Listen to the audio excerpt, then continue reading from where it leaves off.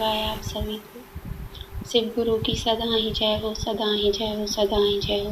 गुरु सत्यवान की सदा ही जय हो, गुरु चरणों की सदा ही जय हो। मैं शिव गुरु की शिष्या, गुरु सत्यवान की शिष्या शिवांगी कानपुर से। मैं अपने कुछ अनुभव आप सभी के साथ बताना चाहती थी। पहले भी मैं एक अनुभव शेयर अपना कर चुकी हूँ और मुझे गुरु जी से जुड़े हुए 2 साल हो चुके हैं। कुछ दिन बाकी हैं, मतलब 2 साल हो चुके हैं। तो इस यात्रा में जो अनुभव रहे हैं, बहुत ऐसे अनुभव रहे हैं जो आप सभी को आगे जाके मैं बताऊंगी। लेकिन जो सबसे अच्छा अनुभव था वो था मेरा अनाहत चक्र का।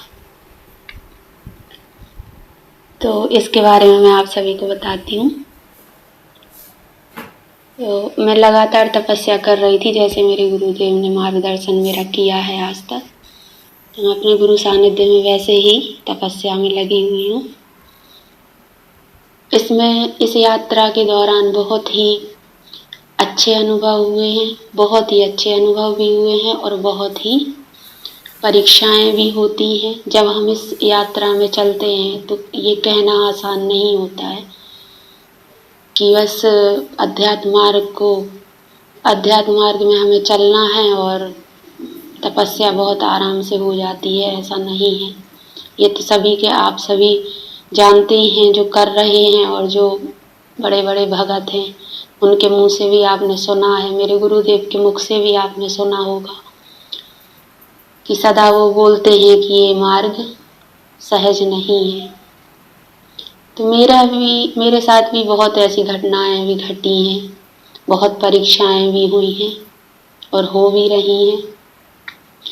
कुछ अच्छे अनुभव होते हैं तो कुछ डरावने अनुभव भी होते हैं। कुछ अनुभव ऐसे होते हैं जो आपको इतना हृदय आपका प्रसन्न हो जाता है। तो उन्हीं में से एक अनुभव था मेरा। तो मैं तपस्या जैसे ही लगातार कर रही थी, तो उसमें एक दिन ऐसा होता है कि मेरी परीक्षाएं चल रही थी और बहुत ही जटिल चीज़ें मेरे साथ हो रही थी उस समय, और मेरे गुरुदेव से मेरी बात भी नहीं हो पा रही थी उस समय। कुछ ऐसे कारण थे कि जिनके कारण मैं बात नहीं कर पा रही थी। तो एक दिन ऐसे ही बहुत परेशानी में कुछ थी, तो एक दिन रोते रोते मैं तपस्या करने बैठ गई। तो रात का समय था, वही 10:30।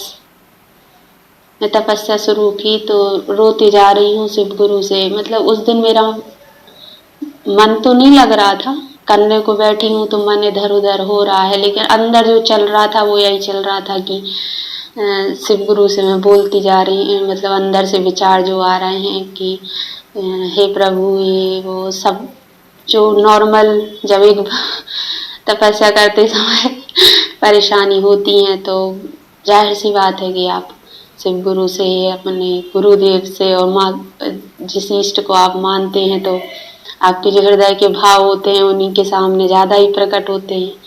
कभी शिकायत के रूप में, तो कभी एक बच्चे के रूप में रोते हुए। तो वही हो रहा था।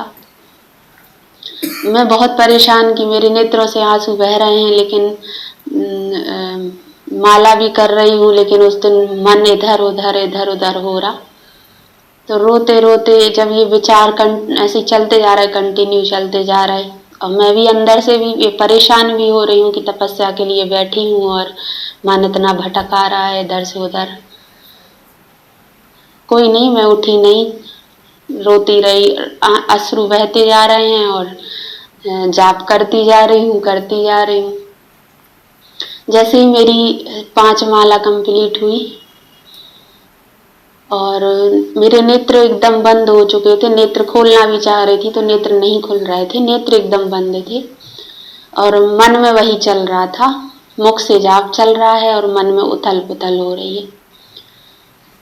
तो जब ये होते रहा उसके बाद गुरुजी का मुझे ध्यान आया। तो जैसे ही ध्यान आया तो अचानक से मैं क्या देखती हूँ आज्ञा चक्र पर कि गुरुजी प्रकट हुए और गुरुजी ने मेरा हाथ स्पर्श किया और बोले कि हाँ अब बोलो।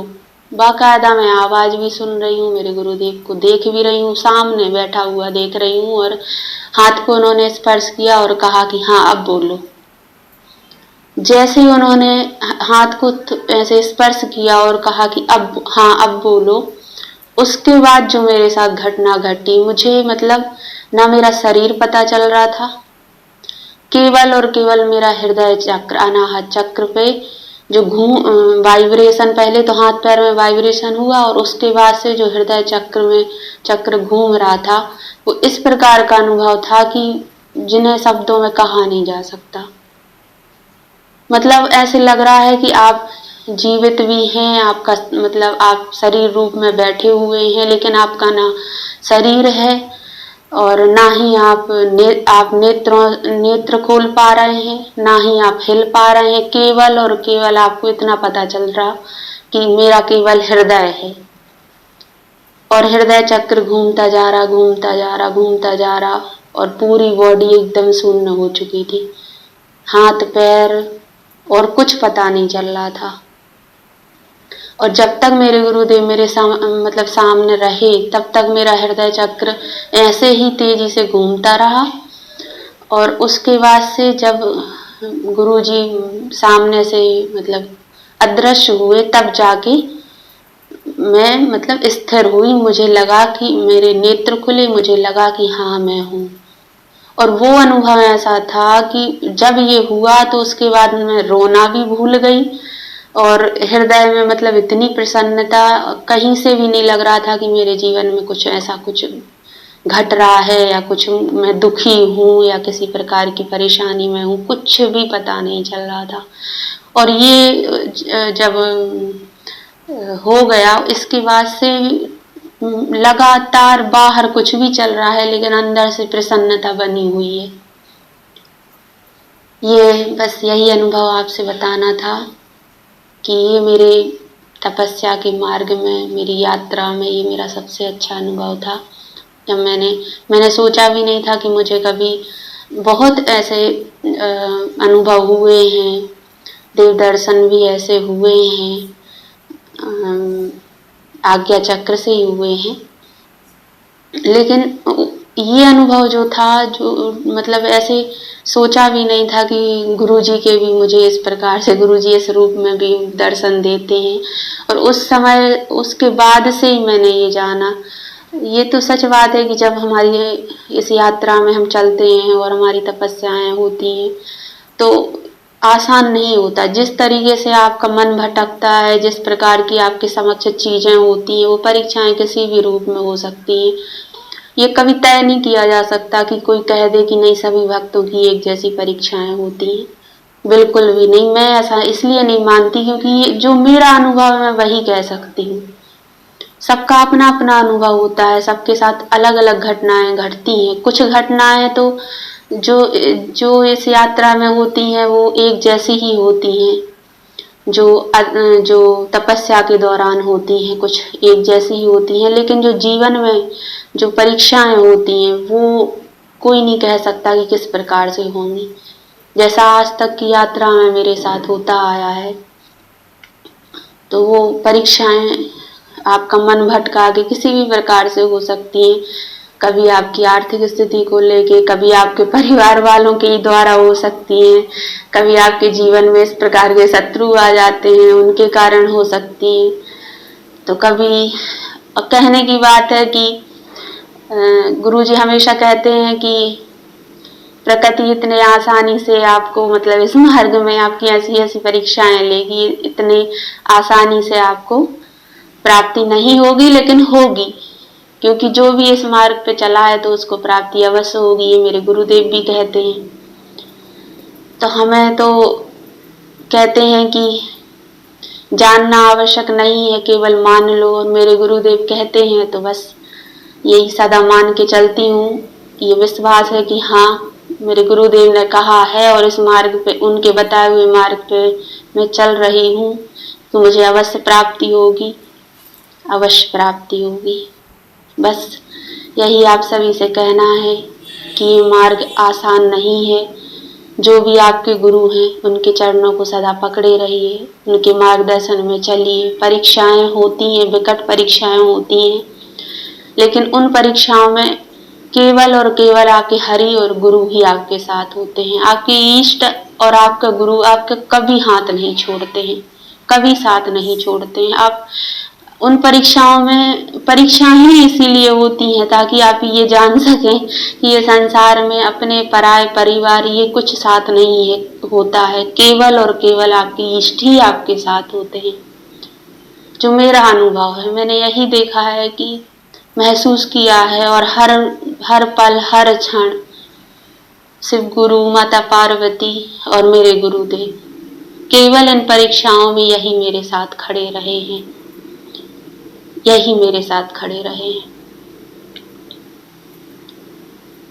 इसलिए आप सभी गुरु के मार्गदर्शन में ही आगे बढ़ें। कभी भी अपने से लेके कोई भी मंत्र ना करें। आप सोच भी नहीं सकते हैं कि आपको किस किस प्रकार से आपके परिवार को पे संकट आ सकते हैं, किस किस प्रकार से आपके जीवन में उथल पुथल हो सकती है। इसलिए कभी भी आप यही नहीं कि हमारे गुरुदेव, सभी के बड़े बड़े भक्तों के मुख से और कई लोगों से आपने ये सुना है, जाना है कि कभी भी अपने मन से उठा के कोई भी वीडियो देख के, कोई भी मंत्र सुन के तपस्या करने नहीं बैठना चाहिए। किसी भी अच्छे गुरु के मार्गदर्शन में ही तपस्या करनी चाहिए, ताकि आपका परिवार भी सुरक्षित रहे, आप भी सुरक्षित रहें, आपका शरीर भी सुरक्षित रहे। बस इतना ही आप सभी से कहना था। शिव गुरु की सदा ही जय हो, गुरु सत्यवान की सदा ही जय हो, गुरु चरणों की सदा ही जय हो, सदा ही जय हो, सदा ही जय हो। नमः शिवाय।